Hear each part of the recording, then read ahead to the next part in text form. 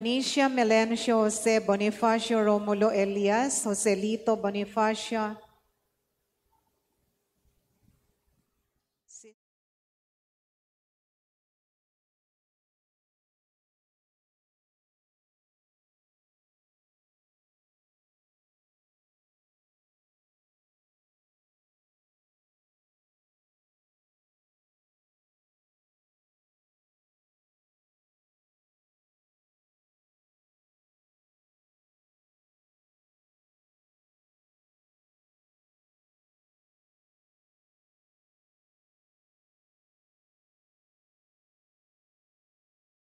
Mary Martha Antonio, Father Leonard, Father Lahip, Alfredo Eugenio Florentina, Patricia Rosalina Apolonio Dominga, Cristina Resti Eduardo Victoria Freddy Rolly Dolores Belia, Visitacion Pedro Clarita Segundino Jr., Lucas Cristina Gloria Julian Sr., Charlie Salvador Jr., Hospicio Eldrida, Tita Rosemary Arian Leonicel Mark, Alvin Pablo Edita Estelita Dionisio, Lorenzo Lucina Antonio Jr. and Sr., Martin Maria Raymond Maria Consolacion Sevillano, Felix Nicasio Margarita Rodrigo Sr., Amada Loreto Luis Jr. and Sr., Antonio Dario Jesus Juanita Pedro, Carolina Antonio Ramon, Iluminada Luisa Beatriz Nieves Juana, Joshua Rosalina, Maria Lourdes, Roque Jr., Olimpio Noli, Anunciacion Vicente Lazaro, Juliana Casiano, Jose Sr., Victoria Edna, Fernando Lorena, Renato Leonora Albina, Juan Eduardo Jacob Marisa Elena, Herminio Gerardo, Anselmo Sr., Roberto Laurente, Luciano Sr. Purificacion, Feliciano Ana, Luciano Jr., Eliseo Levi, Bonifacio Jose Rogelio Berto Loreto, Urbana Aquilino, Rosita Colly, Arthur Virgilio, Carmen Felix Analiza, Corazon Romulo Sr., Esperanza Bienvenido Elizabeth, Aber Arsenio Rufina Eliseo, Corazon Tiburcio Sr., Priscilla Emmanuel Nestor Eli, Joshua Lydia Ernesto Hazen, Dominica Chris, Gerardo Balbino Zenaida, Felino Lourdes Antonio, Cristina Jason Renato, Guillermo Felicissimo Crescencia Jerry Romeo Floresto, Fernando Jerry, Ronald Manuel Johnny Andy Marisa, Eman Paul Roberto, Imelda Virginia Nitz, Manuel Asuncion, Joaquin Frisco, Francis Antonia Duque, Marilyn Jocaya, Bernard Joaquin, Lolita Agustina Guillermo, Claudio Emilia Romulo Miching, Modesta Adoracion Ruth, Carmen Renato, Helen Aida Dominador Juliano, Ignacio Aurea Jose, Felicissima Seferina Rodolfo Mariano Purificacion Aquilina, Vivian Arwil Martina, Ireneo Jr., Felix Zenaida Lucila, Antonina Severino Sr. at para sa lahat ng mga kaluluwa sa purgatorio at wala nang nakaalala.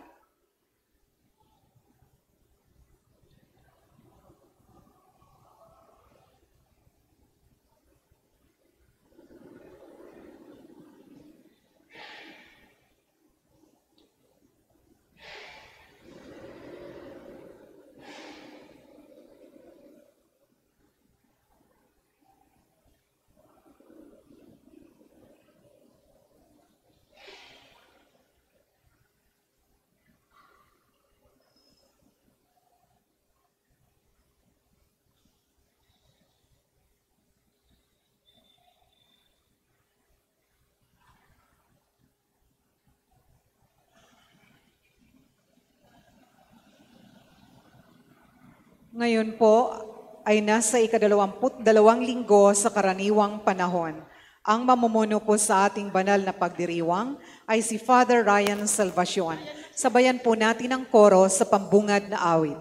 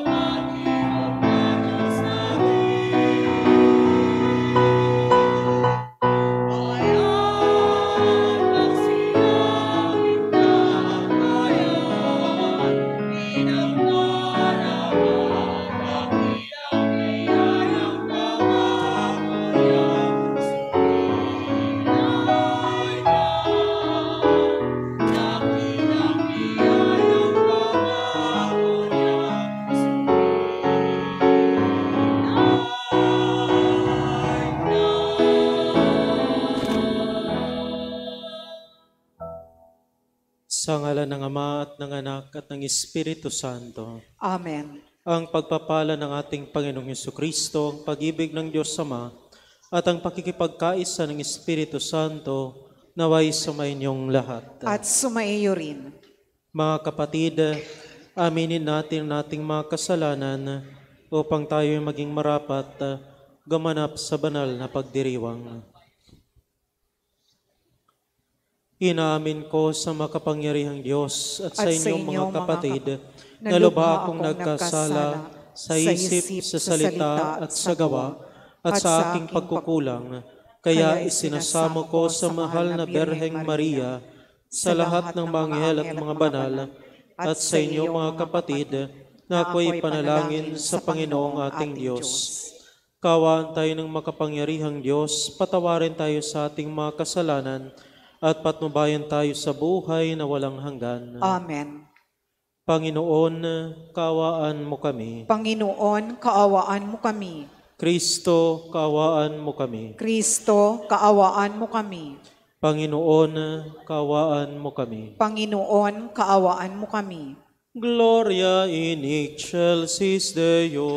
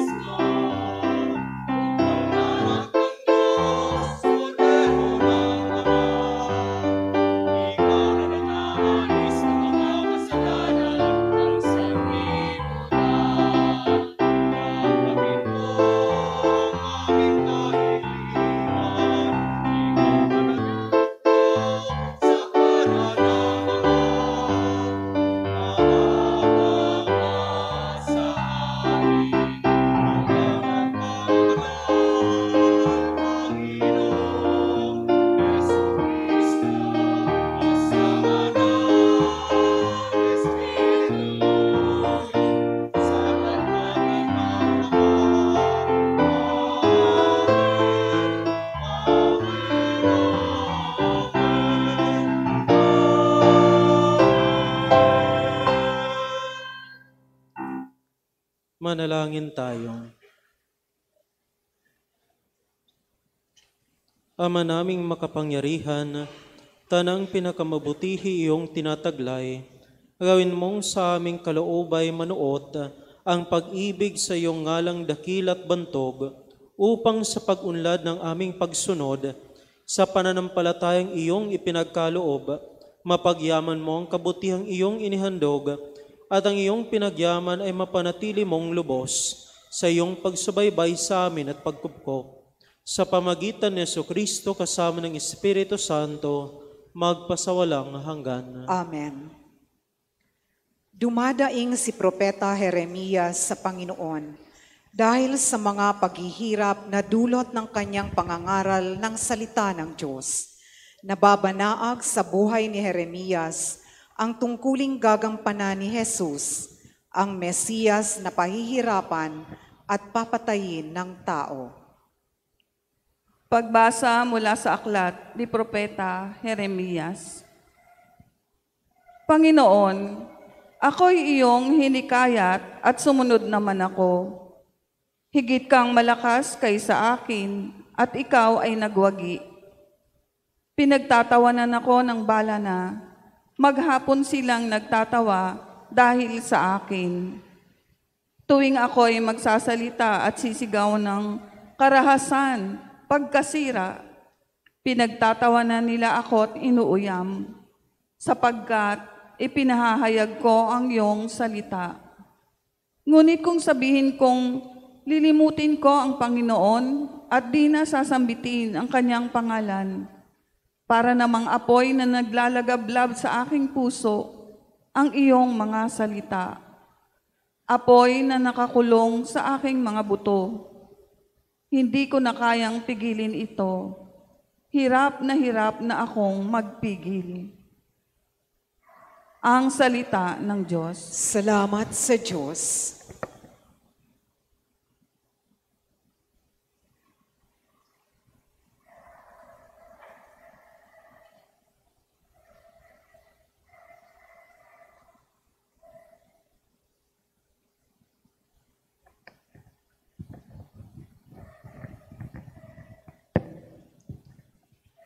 Aking kinasasabikan, Panginoon, ikaw lamang. Aking kinasasabikan, Panginoon, ikaw lamang. O Diyos, ikaw ang aking Diyos na lagi kong hinahanap. Ang hawak kong kaluluway, tanging ikaw yaong hangad. Para akong tuyong lupa na tubig ang siyang lunas. Aking kinasasabikan, Panginoon, ikaw lamang. Bayaan mo sa santuaryo, sa lugar na dakong banal. Ikaw roon mamasdan ko sa likas mong karangalan. Ang wagas na pag-ibig mo'y may gipa kaysa buhay, kaya ako'y mapupurit, ikaw ang pag-uukulan. Aking kinasasabikan, Panginoon, ikaw lamang. Habang ako'y nabubuhay, ako'y magpapasalamat, at ako ay dadalangin na kamay ko nakataas. Itong aking kaluluway, kakaing may kakaisyahan, nagagalak na umawit ng papuring iaalay. Aking kinasasabikan, Panginoon, ikaw lamang. Pagkat ikaw sa tuwina ang katulong na malapit, sa lilim ng iyong pakpak, galak akong umaawit. Itong aking kaluluway, sa iyo lang nang hahawak, pagkat ako, kung hawak mo, kaligtasan natitiyak. Aking kinasasabikan, Panginoon, ikaw lamang.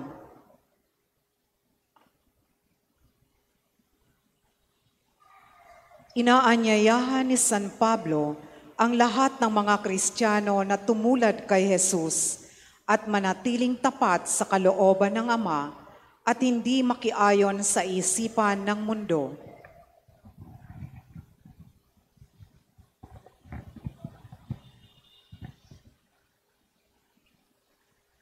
Pagbasa mula sa sulat ni Apostol San Pablo sa mga taga-Roma. Mga kapatid, alang-alang sa masaganang habag ng Diyos sa atin, ako'y namamanhik sa inyong ialay ninyo ang inyong sarili bilang handog na buhay, banal at kalugod-lugod sa Kanya. Ito ang karapat-dapat na pagsamba ninyo sa Diyos. Huwag kayong umayon sa takbo ng mundong ito. Mag-iba na kayo at magbago ng isip upang mabatid ninyo ang kalooban ng Diyos, kung ano ang mabuti na kalulugod sa Kanya at talagang ganap. Ang salita ng Diyos. Salamat sa Diyos. Parangalan po natin ng mabuting balita ng Panginoon.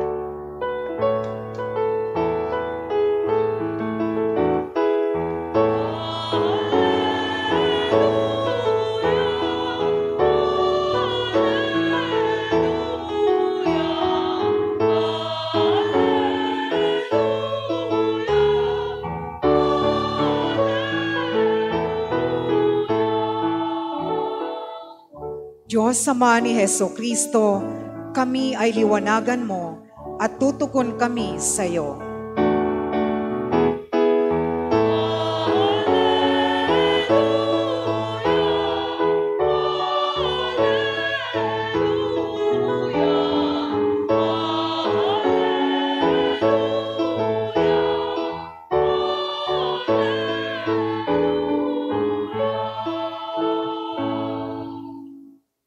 Sumainyo ang Panginoon. At sumaiyo rin. Ang mabuting balita ng Panginoon ayon kay San Mateo.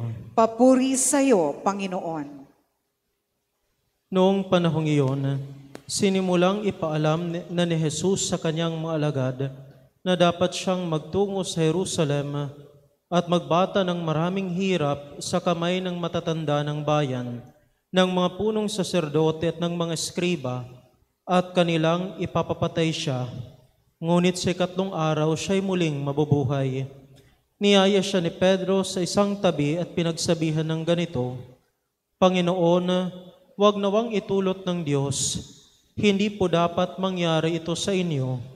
Ngunit hinarap siya ni Jesus at sinabihan, Lumayo ka, Satanas, hadlang ka sa aking landas. Ang iniisip mo'y hindi sa Diyos, kundi sa tao. Sinabi ni Jesus sa kanyang mga alagad, Kung ibig nino mang sumunod sa akin, limutin niya ang ukol sa kanyang sarili, pasanin ang kanyang krus at sumunod sa akin. Ang naghahangad na magligtas ng kanyang buhay ay siyang mawawalan nito. Ngunit ang mag-alay ng kanyang buhay alang-alang sa akin ay siyang magkakamit noon. Ano nga ang mapapala ng isang tao? Makamtan man niya ang buong daigdig, kung ang katumbas naman nito ay ang kanyang buhay. Ano ang maibabayad ng tao para maibalik sa kanya ang kanyang buhay? Sapagkat darating ang anak ng tao, na taglay ang dakilang kapangyarihan ng kanyang ama at kasama ang kanyang mga anghel. Sa panahong yaoy, gagantihan niya ang bawat tao ayon sa kanyang ginawa. Ang mabuting balita ng Panginoon. Pinupuri ka namin, Panginoong Hesukristo. Mga minamahal na kapatid, magandang umaga po sa inyong lahat. Magandang umaga rin po, Father. Kung meron man isang importanteng aral na makukuha natin sa ating mga pagbasa, ito po yung aral that self-denial is necessary in order to do the will of God. Limutin ang ukol sa sarili upang matupad, magampanan ang kalooban ng Diyos. Without self-denial, without self-forgetfulness, hindi ho natin magagampanan ang kalooban ng Diyos. What do we mean by self-denial? Yung paglimot sa ukol sa sarili. Ibig sabihin, para lamang magawa natin o matupad natin ang kalooban ng Diyos, ay handa tayong to forget about our own will. Hindi ko tutuparin ang aking kalooban para matupad ko ang kalooban ng Diyos. Example, galit na galit ka na. Gusto mong suntukin, gusto mong bugbugin ang taong nang abuso sa mga kapamilya mo o gumawa ng masama sa kapamilya mo, pero alam mong hindi tama ang mangbungbog at ang gumanti sa ating kapwa kahit na sila ay gumawa ng masama sa atin. So, anong gagawin mo? Kaysa sa sundin ang kalooban mong gumanti, ay hindi ka gaganti dahil gusto mong sundin ang kalooban ng Diyos. Na magiging mabuti kang tao kahit na maraming tao na gumawa ng masama sa iyo. So, that's how difficult it is. You forget, you deny your own will in order to do the will of God. In the 10 Commandments, 10 utos ng Diyos, mga kapatid, papaano mo susundin ang kalooban ng Diyos sa 10 utos niya? Kung susundin mo yung 10 utos, hindi yung gusto mong gawin. Let us say, huwag kang magnakaw. Hindi ka magnanakaw dahil yun yung sabi ng Diyos. Kahit ano pang rami ng pera ang nandyan, kahit ano pang mamahaling mga alahas, o masasarap na pagkain, hindi mo nanakawin dahil yun ang sabi ng Diyos, huwag kang magnanakaw. O kahit tinatamad kang magsimba sa araw ng linggo, magsisimba ka pa rin because the Lord said, remember to keep holy the Lord's day. So marami ka sanang gagawin sa araw ng linggo. Pero dahil sabi ng Diyos ay magsimba ka, God wants to see you in church on Sunday, even though with so many reasons not to come, you did come to church. Kasi gusto mong gawin ang kalooban ng Diyos. At the end of the day, my dear brothers and sisters, that's the only issue in life. Either to do the will of God, sundin ang kalooban ng Diyos, o sundin ang sariling kalooban. It's an either-or situation. Either you follow God or you follow your own self. Yung una nating pagbasa from the book of the prophet Jeremiah, it tells us about the complaint of Jeremiah. Sabi niya, Panginoon, yung mga isinugo mo sa akin, yung mensahe na dapat kong idala sa mga tao sa Jerusalem, sa Judea, sinabi ko na po. Pero ano po yung nangyari? Naghirap ako, ginawan ako nila ng hindi mabuti, ng hindi maganda. So titigil na po ako, Panginoon. I will not be proclaiming your message anymore. Kasi ano ba yung mensahe ng Diyos na ipinadala niya sa mga tao sa Jerusalem sa pamamagitan ni Jeremias? Dahil makasalanan na yung mga tao sa Jerusalem, sabi ng Panginoon, you will suffer the consequences of your sins because you are not following my will. The temple of Jerusalem and the seat of Jerusalem will be destroyed because of your sins. So yun po yung mensahe ni Jeremias. Ang mga tao, ayaw nila yung pakinggan. Hindi nila pinaniniwalaan si Jeremias, gawa-gawa mo lang yan. Hindi mangyayari na masisira ang syudad ng Jerusalem at masisira ang templo ng Jerusalem dahil ang templo ng Jerusalem ay bahay ng Diyos. That's why He will not allow it to be destroyed. But God said to Jeremiah, it will happen if they will not repent, if they will not change. Kung magpapatuloy sila sa pagsunod sa kanilang sariling kalooban kaysa sa sundin ng kalooban ko, masisira ang Jerusalem, masisira ang templo. Kaya ayaw nilang pakinggan yung sinasabi ni Jeremias. So dahil hindi nila gusto yung mensahe ni Jeremias, gusto nilang patayin si Jeremias. Binugbog, ginawan ng ano-anong klase ng pang-aabuso. Kaya napagod na si Jeremias, sabi niya, Panginoon, ayaw ko na po. Kasi sumusunod ako sa kalooban mo, pero anong ginagawa ng mga tao? Ginagawa nila ako ng masama. Pero ano yung sabi ni Jeremias sa kalaunan? Sabi niya, Panginoon, kahit ganito ang nangyayari, tutuparin ko pa rin ang mensahe mo, sasabihin ko pa rin ang mensahe mo dahil kalooban mo ito. I will still follow your will, even though it will bring me suffering, pain, and even death. Magpapatuloy ako sa pagsunod ng kalooban mo dahil kalooban mo ito. Now, that's the heroism of Jeremiah. So, kaya binibigay sa atin na modelo si Jeremias na kahit anong mangyari, susundin pa rin niya ang kalooban ng Diyos kahit na ito ay magdadala ng hirap at pasakit sa kanya. Pangalawang pagbasa, from the letter of Paul to the Romans. Anong sabi ni San Pablo? Ialay ninyo ang inyong sarili bilang handog na buhay sa Diyos. Offer yourselves as a living sacrifice to God. Yan ho yung summary ni San Pablo sa Christian life. How to live our lives. I-offer, ialay ang lahat sa Diyos.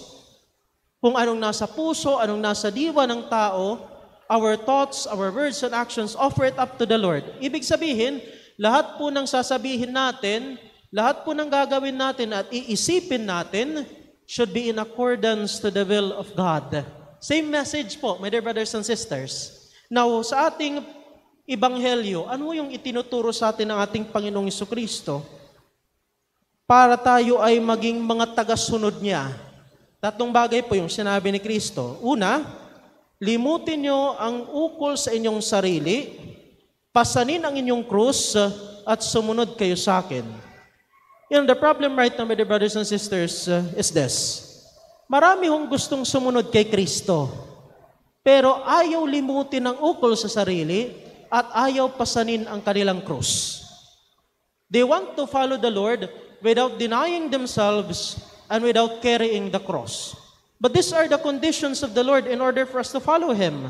In other words, if we don't deny ourselves and embrace the daily sufferings of our lives, we will not be able to follow the Lord. Kung maalala natin, sa unang linggo, ano ba yung ebanghelyo? Si Simon, he professed his faith on Jesus. Sabi na, ikaw ang Kristo, ikaw ang anak ng buhay na Diyos. At, Christ changed the name of Simon to Peter. Nang ibig sabihin po ng Peter or Pedro ay bato. Ikaw ang magiging bato, pundasyon ng simbahan. In other words, He made Peter as the first pope, unang Santo Papa. Now, Simon naging Pedro. Ngayon po, ibang pangalan na naman. Pedro naging Satanas. Okay? Ito lang po yata yung tao sa Biblia na 2 beses pinalitan ang pangalan. Okay? Simon naging Pedro, Pedro naging Satanas. Bakit ho ba? Kasi sinasabi po ni Kristo na siya ipapako sa krus at mamamatay. At anong sabi ho ni Pedro? Hindi yan mangyayari, Panginoon. Wag ho sana. So ano yung iniisip ni Pedro? Yung sarili niyang kagustuhan, yung sarili niyang kalooban, hindi yung kalooban ng Diyos. Kaya tinawag po siyang Satanas. Kasi sino ho ba si Satanas? Si Satanas ho, yung hindi gustong gawin ang kalooban ng Diyos, ang kanyang sariling kalooban. So we are being identified to Satan the moment we simply want to do our own will and not the will of God. Kasi ano ho ba yung kasalanan? What is sin? Sabi ni San Agustin, sin is a thought, a word, and a deed contrary to the eternal law of God. Salita, pinag-iisipan at gawa na hindi naaayon sa kalooban ng Diyos. Yan po yung kasalanan. And you try to observe what is happening in society right now. Lahat po ng masamang nangyayari sa atin ay dahil po sa taong hindi gustong sumunod ng kalooban ng Diyos. Even, what we are experiencing right now, this is a consequence of climate change. At bakit ho ba may climate change? Because men and women are abusing creation. Men and women are abusing the created world. So, sa pinagagawa nating pang-aabuso sa kalikasan, ay bumabalik sa atin yung ginawa natin. Ganon ho ba yung kagustuhan ng Diyos? Hindi po. Yun po ay ating kagustuhan. And so we suffer the consequences of our abuses, of our sins against nature, against our planet. So this is a consequence of not doing the will of God. Kasi ano ho ba yung kalooban ng Diyos para sa ating lahat? You take care of creation. You take care of this world because you are not the masters, you are not the owners, you are stewards. Okay? Caretakers of creation. Hindi ang may-ari, kasi Diyos po ang may-ari. We're simply caretakers of creation. Pero ano hong ginawa ng tao? Ginawa niya kung anong gusto niya. Kahit abusuhin ang kalikasan, basta lamang magkaroon ng pera, ay gagawin ang lahat. That's the issue right now with mining. Sinisira ang kalikasan para makakuha ng ginto. Ano ho ba ang sinisimbolo ng ginto? Pera.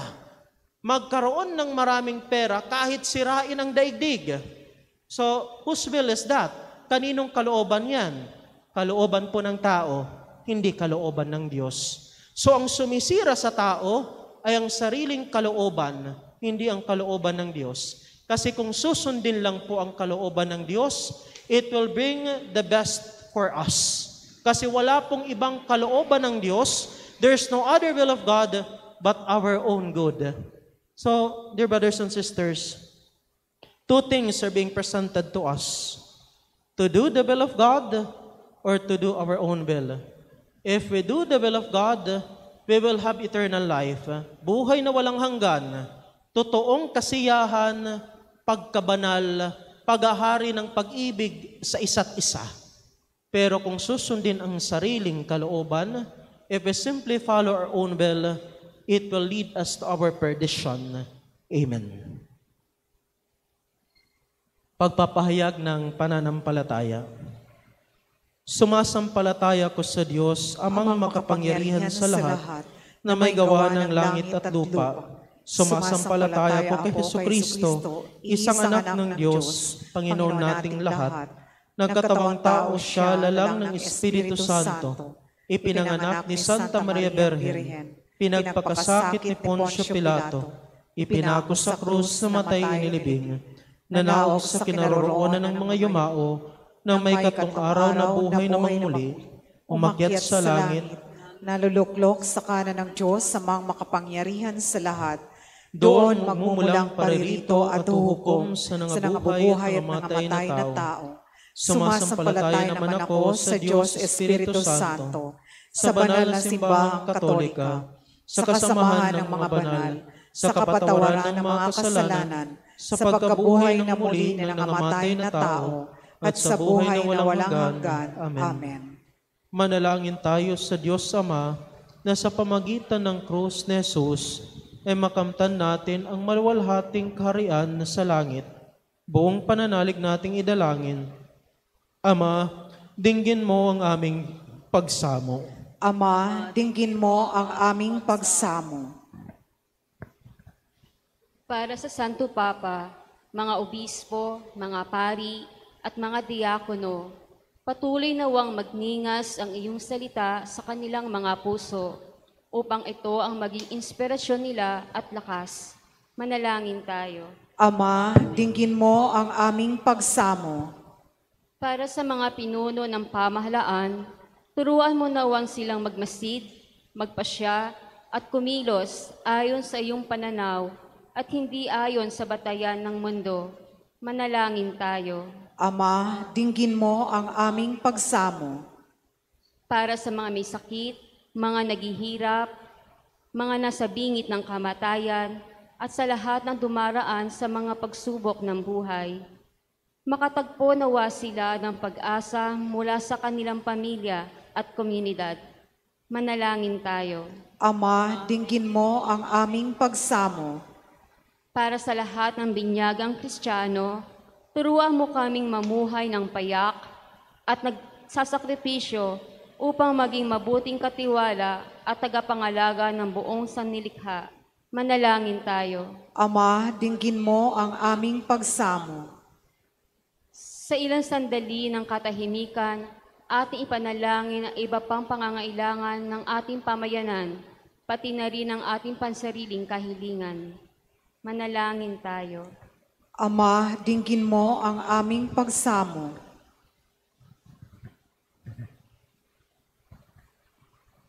Ama, tinanggap namin ang kaloob mong kaligtasan sa pamagitan ng pagpapakasakit ni Jesus naming Panginoon. Makatagpo nawa kami ng kapanatagan at pag-asa sa hiwaga ng krus. Hinihiling namin ito sa pamagitan ni Kristong aming Panginoon. Amen.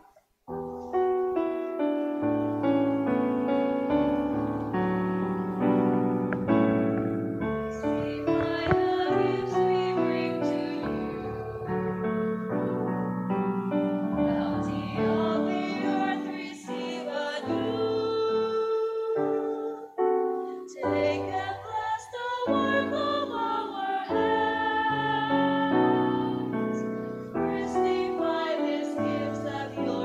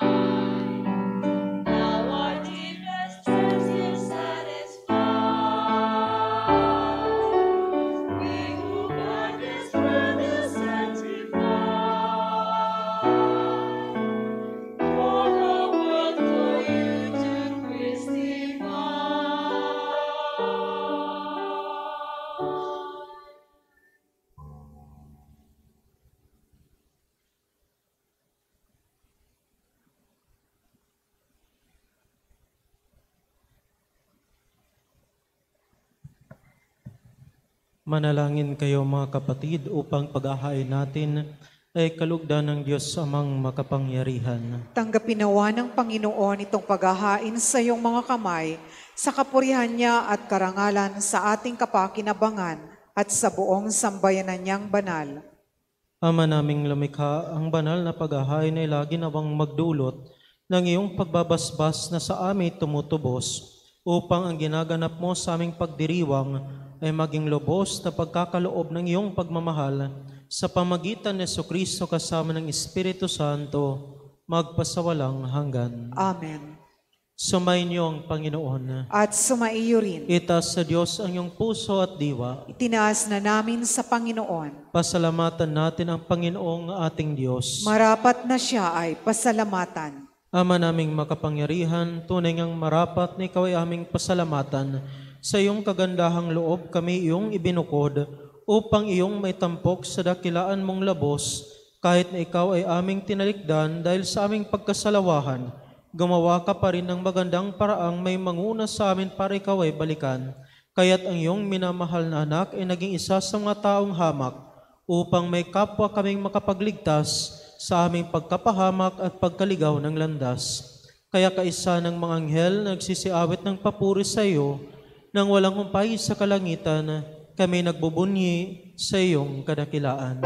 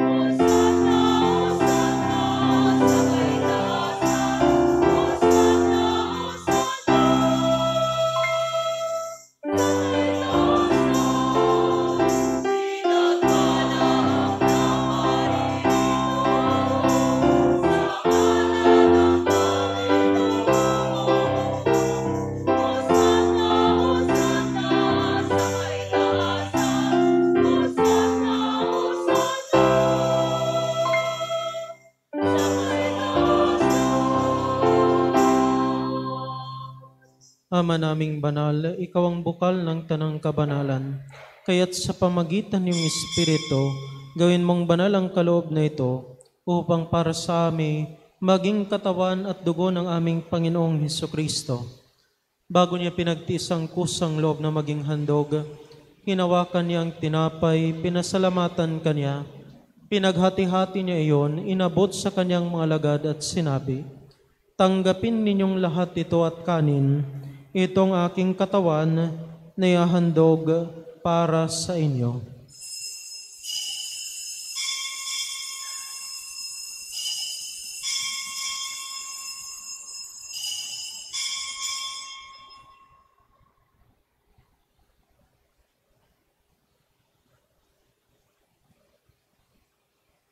Gayon din naman, noong matapos ang hapunan, kinuha niya ang kalis, muli kanyang pinasalamatan.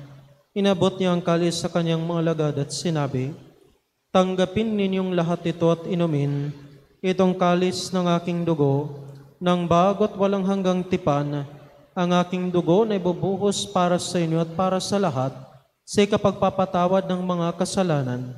Gawin niyo ito sa pag-alala sa akin."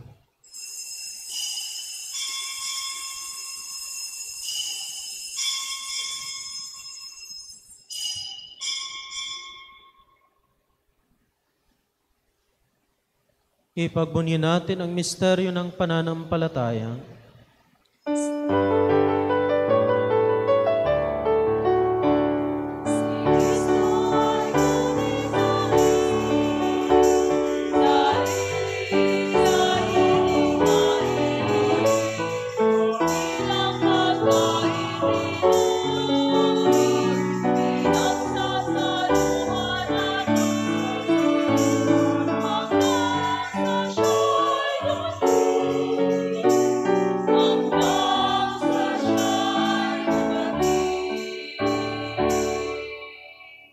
Ama, ginagawa namin ngayon ang pag-alala sa pagkamatay at muling pagkabuhay ng iyong anak, kaya't inaalay namin sa iyong tinapay nagbibigay buhay at ang kalis na nagkakaloob ng kaligtasan. Kami nagpapasalamat dahil kami iyong minarapat na tumayo sa harap mo para maglingkod sa iyo. Isinasamo namin kaming magsalo-salo sa katawan at dugo ni Kristo ay mabuklod sa pagkakaisa sa pamagitan ng Espiritu Santo. Ama, lingapin mo ang iyong simbahang laganap sa buong daigdig. Puspusin mo kami sa pag-ibig kaysa ni Francisco naming Papa at ni Roberto naming Obispot ng Tanang Kaparian. Alalahanin mo rin ang mga kapatid naming nahimlay na may pag-asang sila'y muling mabubuhay. Yan din ang lahat ng mga pumanaw. Kawaan mo sila at patuluyan sa iyong kaliwanagan. Kawaan mo at pagindapatin kaming lahat na makasalo sa iyong buhay na walang wakas. Kaisa ng mahal na Berheng Maria na ina ng Diyos, kaisa ni San Jose, kaisa ng mga apostol at ng lahat ng mga banal na namuhay dito sa daigdig ng kalugod-lugod sa iyo, may pagdiwang nawa namin ang pagpupuri sa kararangal mo sa pamagitan ng iyong anak, naming Panginoong Hesukristo. Per ipsum et cum ipso et in ipso, est video partnipotent Viritatis Spiritus Sancti, omnes honor et gloria per omnia saecula saeculorum.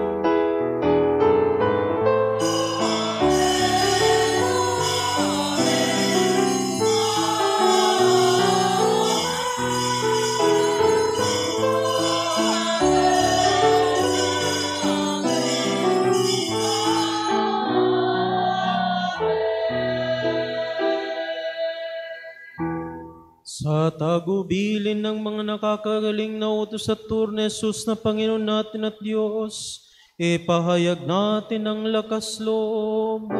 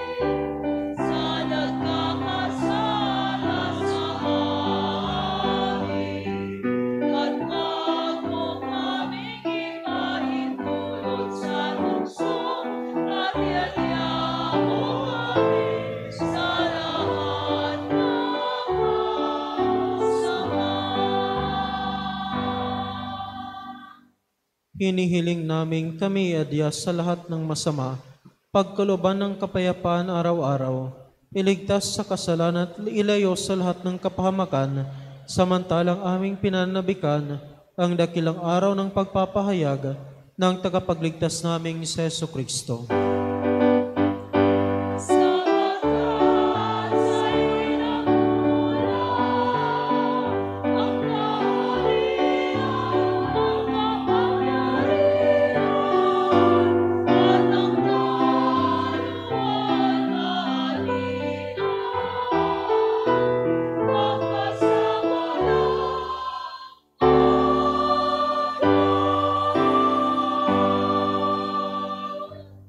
Panginoong Hesukristo, sinabi mo sa iyong mga apostol, kapayapaan ang iniiwan ko sa inyo, ang aking kapayapaan ang ibinibigay ko sa inyo. Tunghayan mo ang aming pananampalataya at huwag ang aming pagkakasala. Pagkaluban mo kami ng kapayapaan at pagkakaisa ayon sa iyong kalooban, kasama ng Espiritu Santo, magpasawalang hanggan. Amen. Ang kapayapaan ng Panginoon ay laging sumainyo. at sumaiyo rin. Magbigayan tayo ng kapayapaan sa isa't isa.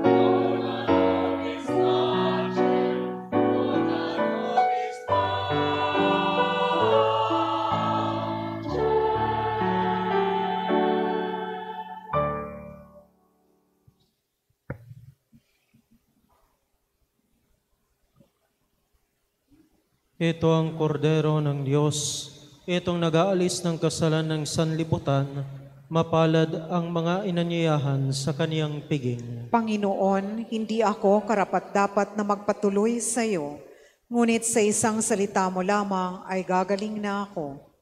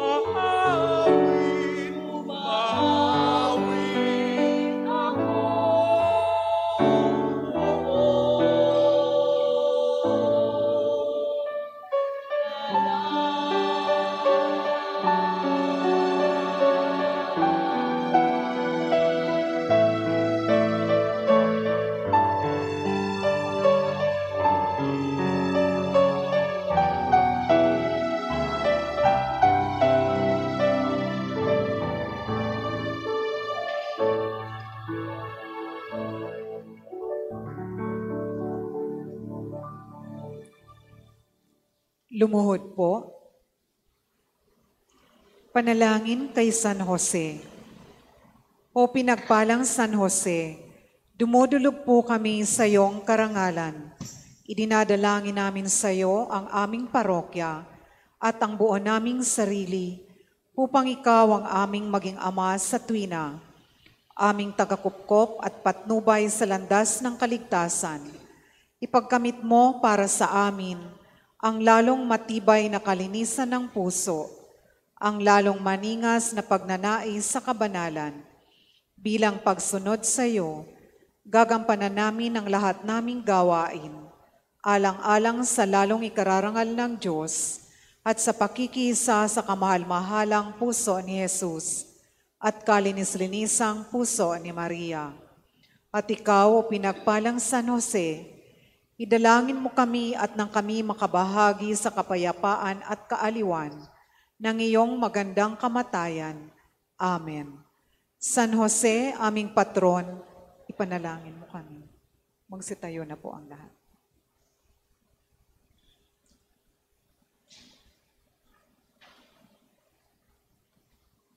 Manalangin tayo.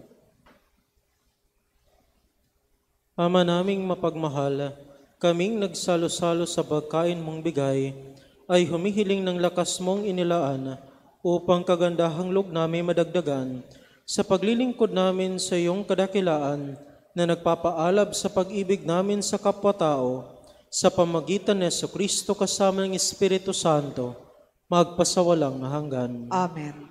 Sumayin niyo ang Panginoon. At sumaiyo rin. Pagpalain kayo ng makapangyarihang Diyos, Ama, Anak, at Espiritu Santo. Amen. Humayo kayong taglayang kapayapaan upang ang Panginoon ay mahalin at paglingkuran. Salamat sa Diyos.